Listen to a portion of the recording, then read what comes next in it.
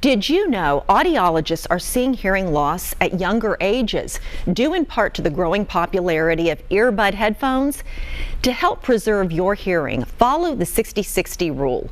Use portable music devices for no more than 60 minutes at a time and at no higher than 60% of the player's maximum volume. Or try over-the-ear headphones. They deliver lower noise levels than earbuds. A hearing test is recommended for all adults age 35 and over. Don't suffer with hearing loss. Have your hearing tested regularly and use hearing aids when recommended.